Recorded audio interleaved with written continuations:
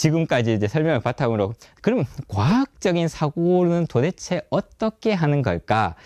과학적인 사고에 대해서 조금 더 한번 알아보도록 합시다. 요거는 이제 파인만 렉처에 나오는 내용이고, 파인만의 원자 가설로부터 우리가 과학적인 사고라는 게 도대체 뭔지 한번 보도록 하겠습니다. 파인만이 이런 얘기를 했어요. 아주 유명한 얘기입니다. 이거는 뭐 웬만한 사람들은 다 알고 있는 얘기인데요. 만약에 세상이 멸망한다면, 어느 날 갑자기 세상이 멸망하고 내가 지금 한 문장밖에 남길 수 없다, 내가 후대에 딱 한 문장을 남길 수 있다 라고 하면 여러분은 어떤 말을 남겨야 되냐는 겁니다. 이게 바로 파인만의 질문이었죠. 그리고 사람마다 다르겠죠. 뭐 이런저런 얘기를 할 수 있죠. F는 MA, 이거 중요한 법칙이니까 이걸 남겨야 돼. 아니면 E는 MC 스퀘어, 이런 중요한 법칙을 남겨야 돼. 맥스웰 방정식을 남겨야 돼. 뭐 물리학자들 이렇게 생각할 수 있겠죠. 근데 파인만이 이렇게 얘기하지 않았다는 겁니다. 파인만이 얘기한 거는 바로 이겁니다. 우리말로 보시면 파인만이 얘기한 게 원자 가설입니다. 그러니까 모든 물질은 원자로 이루어져 있다, 이 말을 남겨야 된다는 겁니다. 근데 거기가 끝이 아닙니다. 모든 물질은 원자로 이루어져 있으며 이들은 영원히 운동을 계속하고 있다, 계속하는 입자다, 계속해서 움직이고 있다. 그리고 거리가 어느 정도 이상 떨어져 있으면 얘들은 당기고 압축되면 다시 밀려난다, 요 말을 남겨야 된다고 했습니다. 모든 물질은 원자로 되어 있고 얘네들은 계속 움직이는데 멀어지면 당기고 압축되면 밀어낸다, 요 말만 남기면 될 거다라고 얘기를 한 겁니다. 이게 파인만이 얘기를 한 겁니다. 왜 그렇게 얘기를 했을까? 왜 저 말만 남기면 된다라고 얘기했을까? 저 말만 남기면 우리의 후손들이 과학적인 사고를 하는 사람이라면, 물론 파인만만큼 과학적인 사고를 하는 사람이라면 웬만한 물리 법칙을 다 찾아낼 수 있을 거다라고 믿은 겁니다. 그 사고를 한번 따라가 보겠습니다. 예를 들면 우리 주변에 물이 있잖아요. 물이 있습니다. 물이 있으니까 물. 근데 파인만이 얘기한 게 모든 물질은 다 원자로 이루어져 있다라고 했으니까 물도 그러면 얘도 그냥 원자겠구나. 근데 원자들이 계속 움직인다고 했으니까 물도 지금 뭔가 계속해서 얘네들이 움직이고 있겠구나. 거기 안에는 조그만 아주 원자로 돼 있고 얘네들이 지금 움직이고 있겠구나. 그런데 물이 막 날아가진 않으니까 얘들이 너무 멀지 않게 적당한 거리에서 이렇게 당기고 너무 가까우면 또 밀어낸다고 하니까 뭐 그 거리를 유지하고 요렇게 가득 차 있겠구나라고 합리적으로 생각할 수 있는 거죠. 이게 과학적인 사고입니다. 자, 요렇게 얘기를 할 수 있습니다. 이게 이제 물이고요. 자, 그러면 물을 끓이면 어떻게 될까? 우리가 물을 끓이면 막 요동을 치죠. 막 요동을 친다는 거는 거기 안에 있는 원자들이 지금 점점 더 빨리 움직인다는 겁니다. 점점 막 중구난방으로 움직이기 시작을 하고 온도가 올라가면 막 이 운동들이 격렬해지면 어떻게 되죠? 물에서 튕겨나가겠죠? 엄청 빨리 움직이다 보면 얘네들이 이렇게 묶여 있다가 서로 당기다가 튕겨나갈 수 있다라는 겁니다. 이런 현상이 나타날 거다. 왜냐하면 원자로 이루어져 있으니까, 얘네들이 움직이니까 그 얘기를 했거든요. 그러니까 그 얘기를 바탕으로 생각을 해보면 물을 끓이면 원자들이 지금 튕겨나가는 현상이 나타날 거야. 이런 걸 우리가 과학적인 용어로 기화라고 얘기를 합니다. 그래서 기화라는 말을 설명할 필요는 없다. 그냥 원자 가설만 남기면 과학적인 사고를 하는 사람이라면 기화라는 현상을 알아낼 수 있을 거야 라고 얘기를 한 거죠. 그러면 조금 더 가볼까요? 여기 주사기가 있습니다. 주사기가 피스톤이 있고요. 여러분 주사기를 이렇게 쭉 압축을 시키는 뭐 이런 상황입니다. 자, 그러면 잘 생각해 보면 주사기 안에는 지금 공기가 가득 차 있고 공기도 원자들로 이루어져 있겠죠? 그래서 원자들이 지금 이게 막 움직이는 거구나. 그러면 우리가 이게 주사기 피스톤을 잡고 있으면 원자들이 막 움직이다가 이 피스톤 위쪽으로 이렇게 치겠죠? 피스톤을 이렇게 자꾸 치니까, 그러면 그렇게 막 위로 쿵쿵쿵쿵 치니까 우리는 그러면 걔네들이 때리는 그 힘을 느끼겠구나 라고 생각할 수 있습니다. 당연히 그렇게 돼야 되잖아요. 공기도 원자로 이루어져 있고 얘네들이 움직인다고 했으니까, 그러면 위로 이렇게 치면 어떤 힘을 느끼겠구나. 이걸 우리가 전문용어로 압력이라고 얘기를 합니다. 그래서 압력이라는 걸 설명할 필요 없다. 그냥 원자 가설만 남기면 이게 힘을 느껴야 된다는 걸 과학적인 사고로 알아낼 수 있을 거다라는 겁니다. 자, 그러면 이 상황에서 내가 주사기에다가 공기가 있는데 여기에 공기 분자들이 막 있는데 요거 개수를 2배로 늘리면 어떻게 될까? 여기에 더 공기를 더 집어넣으면 어떻게 될까? 개수를 2배로 늘리면 어떻게 되냐면 얘네들 개수가 2배로 늘 테니까 더 부딪히겠죠? 막 이렇게 부딪혀서 더 부딪힐 테니까 그럼 위에서 힘을 당연히 더 느끼겠죠? 그럼 얼만큼 더 느낄까? 2배만큼 더 느낄까요? 얼만큼 더 힘을 받을까요? 그냥 생각해보면 개수가 2배가 됐으니까 뭐 2배만큼 힘을 더 받겠구나 라고 생각을 할 수 있습니다. 근데 아주 여러분이 과학적으로 생각을 해보면 2배가 넘을 수도 있고 2배가 안 될 수도 있습니다. 왜 그러냐면 개수가 이렇게 많아지잖아요. 그러면 공기들이 이렇게 중구난방으로 가다가 개수가 이렇게 많아지니까 그러면 개수가 엄청 많으면 빽빽해지면 얘가 액체처럼 당기지 않을까? 그럼 얘네들이 자기들끼리 당겨버리면 위에 안 부딪힐 거잖아요. 그러면 힘이 2배가 안 될 수도 있죠. 힘이 좀 약해질 수도 있죠. 근데 거꾸로 이렇게 생각할 수도 있습니다. 아니 원자들도 크기가 있을 테니까 그러면 얘네들을 집어넣으면 얘네들이 크기가 없으면 2배를 넣으면 2배만큼 더 빨리 움직이겠지만 얘네들이 크기가 있으면 얘가 움직일 수 있는 공간이 점점 좁아지잖아요. 그렇죠? 공간이 점점 좁아지니까 얘네들이 더 많이 튕겨나가게 됩니다. 공간이 점점 좁아지니까. 그래서 2배가 넘을 수도 있습니다. 이런 생각을 할 수 있다는 겁니다. 과학적으로. 이게 이제 과학적인 사고가 되는 거죠. 자, 그러면 이 상태에서 주사기가 이렇게 있는데 공기가 이렇게 차 있습니다. 이 상태에서 자 온도를 올리면 어떻게 되냐? 요거 점점 뜨겁게 하면 어떻게 되냐? 공기를. 그러면 온도를 올리면 어떻게 되냐면 딱 생각해보면 물이 끓는 것처럼 이 공기들도 점점 더 빨리 움직이게 되겠죠? 막 움직일 겁니다. 그러면 당연히 어떻게 되죠? 압력이 증가하겠죠. 더 많이 부딪힐 테니까. 더 빠른 속도로 와서 막 부딪힐 테니까 당연히 압력이 증가합니다. 그러면 마지막으로 그러면 이 주사기가 있으면 이 주사기에다가 손잡이를 놓고 손잡이를 이렇게 쭉 압축시켜요. 이 주사기를 이렇게 쭉 압축시키면 어떤 일이 발생을 하냐? 잘 생각해 보시면요.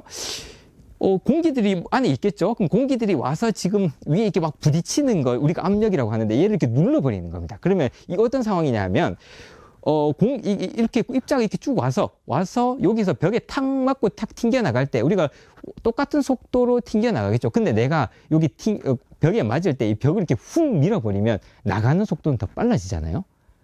당연히 그렇게 돼야 되겠죠. 그러면 이 지금 주사기에서 위에서 이렇게 꾹 누르면 여기서 맞고 나가는 애들은 이렇게 누를 때 맞고 나가는 애들은 속도가 더 빨라지겠죠. 그러니까 쭉 압축을 시키면 맞고 튕겨나는 애들의 속도가 점점 증가하겠죠? 속도가 점점 빨리 움직이게 될 겁니다. 속도가 빨리 움직인다. 얘네들이 빨리 움직인다. 이 무슨 말이냐면 온도가 올라간다는 얘기죠. 온도가 올라가면 빨리 움직이니까. 그래서 압축시키면 온도가 올라갑니다.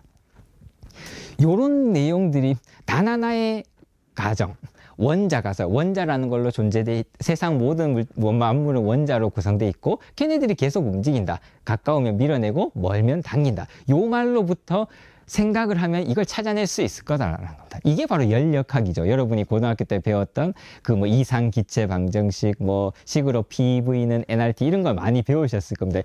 단열 압축, 단열 팽창 이런 거 배우셨을 텐데 그 얘기를 지금 하고 있는 겁니다. 그런 거를 굳이 우리가 배울 필요 없다. 이 말만 남기면 과학적인 사고를 통해서 이걸 알아낼 수 있을 거다라고 얘기를 하는 겁니다. 그러면 자, 이 상황에서 얘네들이 원자들이 지금 움직이고 있는데 온도를 낮춰버리면 어떻게 되냐? 온도를 낮추면 얘네들이 이 떠오는 막 움직이는 게 점점 줄어들겠죠? 그러다가 얘네들이 그러면 딱 자기들끼리 딱 땡기는 그 위치에 딱 멈춰버리겠죠? 거의 멈추게 될 겁니다. 요 상황, 요런 걸 뭐라 그러냐면 물이 얼음이 되는 거잖아요. 요런 걸 우리가 응고라고 이제 얘기를 합니다. 그러면 원자들이 이렇게 딱 이게 정렬이 돼 있어요. 이게 딱 이게 자기들끼리 적당한 거리에서 이제 움직이지 않는단 말이죠. 그러면 이런 상황에서 내가 맨 끝에 있는 원자를 통 치면 어떻게 되죠? 통 치면 얘네들이 다 연결이 돼 있으니까 통통 당연히 이게 전달이 되겠죠? 이 밀면 그 옆으로 쭈르륵 전달이 되겠죠? 요런 게 우리가 탄성이라고 얘기를 하는 겁니다. 여러분이 책상에 이렇게 귀를 대고 책상을 이렇게 퉁 치면 여러분 귀에 이렇게 엄청 시끄러운 소리가 들리잖아요. 그 소리가 왜 들리죠? 왜냐하면 내가 쳤더니 거기 원자가 떨었고 그게 옆에 있는 원자들한테 쭈르륵 전달돼서 내 귀로 들어왔다라는 겁니다. 이렇게 전달이 된다라는 겁니다. 이런 것도 다 알아낼 수 있을 거다. 자, 그러면 이번에는 커피를 한번 생각해 볼까요? 여러분이 뜨거운 커피를 한 잔 이제 지금 들고 있습니다. 자, 그러면 뜨거운 커피를 이렇게 딱 들고 있을 때 이 표면에서는 지금 어떤 일이 발생을 하고 있을까를 생각을 해보는 겁니다. 이제 생각을 해보면 물도 원자로 돼 있고 공기도 원자로 돼 있습니다. 그렇죠? 근데 물은 지금 뜨거우니까 얘네들이 막 이렇게 움직이겠죠? 그러니까 막 움직이다가 그 표면을 잘 보시면 막 움직이다가 얘 중에서 빨리 움직인 놈은 퉁 튀어나올 수도 있겠죠? 표면에서 물이 이렇게 움직이다가 그 중에서 우연히 속도가 빠른 애들은 이렇게 퉁퉁 이렇게 튕겨 나올 수 있을 겁니다. 이렇게 쭉쭉 튕겨 나가죠. 이런 거 우리가 뭐라고 얘기하냐면 증발이라고 얘기합니다. 물이 수증기로 증발한다라고 얘기를 합니다. 근데 잘 생각해 보면, 자, 그러면 커피가 이렇게 있습니다. 뜨거운 커피가 있고, 그러면 거기에 있는 커피에 물에 원자들이 튀어나오고 있을 텐데, 튀어나오는 애들은 속도가 빠른 애들이 튀어나오고 있겠죠? 느린 애들은 거기 갇혀 있을 거고, 튀어나온 애들은 그 중에서 속도가 빠른 애들이 위로 슝슝 나올 겁니다. 그래서 속도가 빠른 에너지가 큰 애들이 나오기 때문에 결국은 이 커피의 에너지는 줄어듭니다. 그래서 커피가 식게 되는 거죠.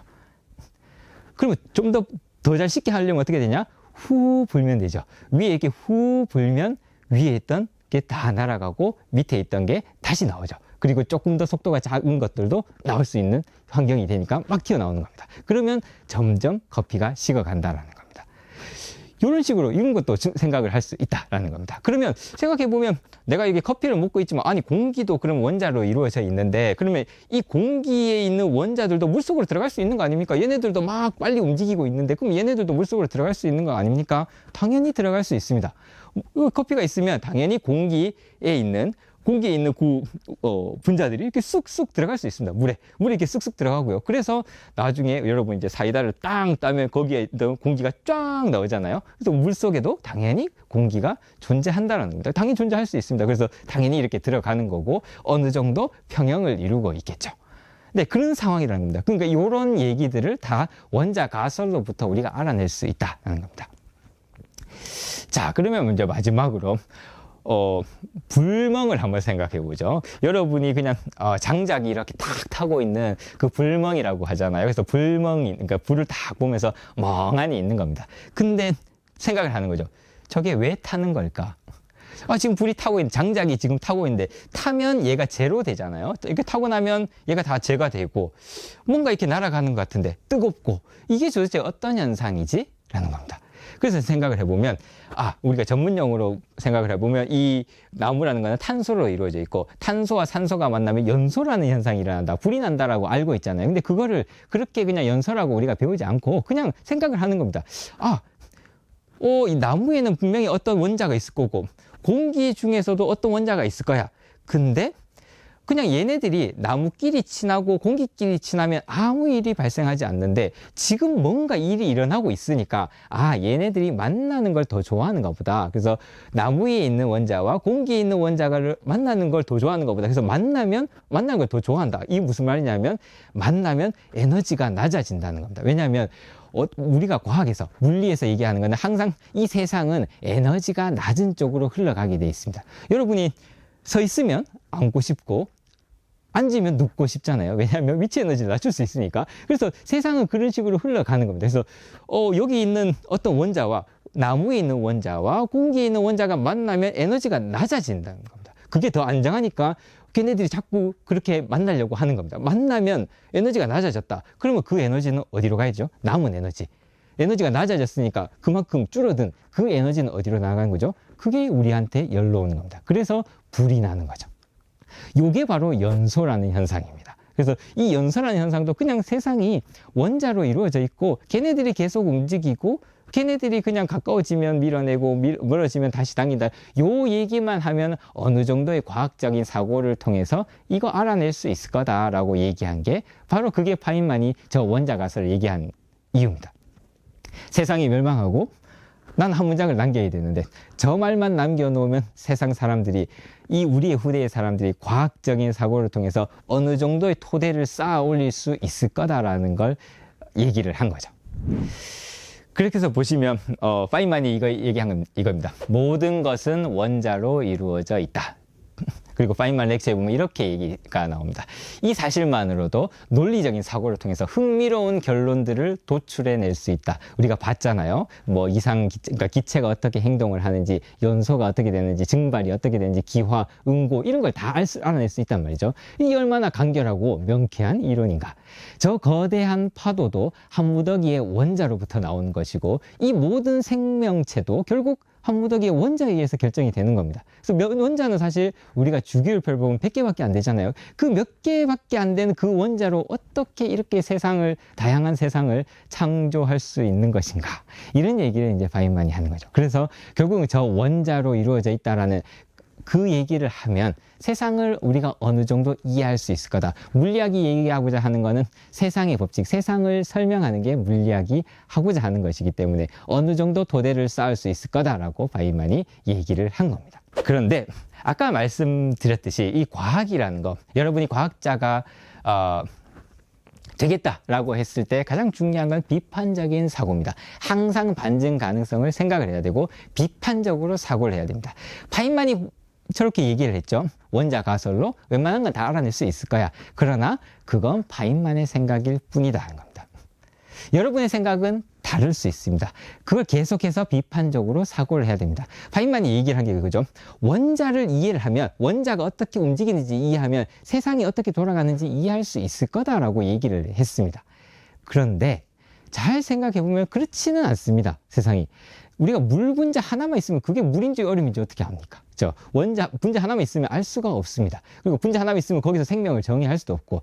그 예를 들면 아까 얘기했던 그 장기판을 생각해 보면 우리가 원자로 이루어져 있다. 그러니까 뭔가 원자가 어떻게 움직이는지 안다라는 거는 장기판에 이 말들이 움직이는 규칙을 우리가 다 알아냈다는 겁니다. 그걸 다 알아냈다고 하더라도 장기를 잘 두는 건 얘기가 다릅니다. 컴퓨터는 0과 1로 이루어져 있고 한글은 자음과 모음 몇 자로 이루어져 있죠. 그러니까 그걸 다 이해하고 있다고 해서 한글을 다 이해하고 있고 0과 1을 이해하고 있다고 해서 우리가 모든 지식을 안다고 할 수는 없다는 겁니다. 모이면 달라질 수 있다는 겁니다. 그렇기 때문에 원자 하나를 이해를 한다고 해서 전체를 우리가 이해할 수는 없다. 이렇게 비판적으로 얘기를 할 수도 있습니다. 그래서 오늘 수업에서 꼭 말씀드리고 싶은 거는 과학적 사고, 우리가 과학적인 사고라고 했을 때 그건 어떤 것이냐? 반드시 비판적으로 사고를 해야 됩니다. 아주 불세출의 물리학자, 아주 유명한 사람이 했다고 해서 그게 꼭 맞으라는 법은 없습니다. 항상 그게 틀릴 수도 있다. 그리고 그런 비판적으로 사고를 해야 되고 권위를 믿어서는 안 됩니다. 여러분의 논리를 믿어야 됩니다. 항상 과학적으로 사고하는 여러분이 되시기를 바라겠습니다. 네, 오늘 수업은 이 정도로 마무리를 하겠습니다. 네, 수고하셨습니다.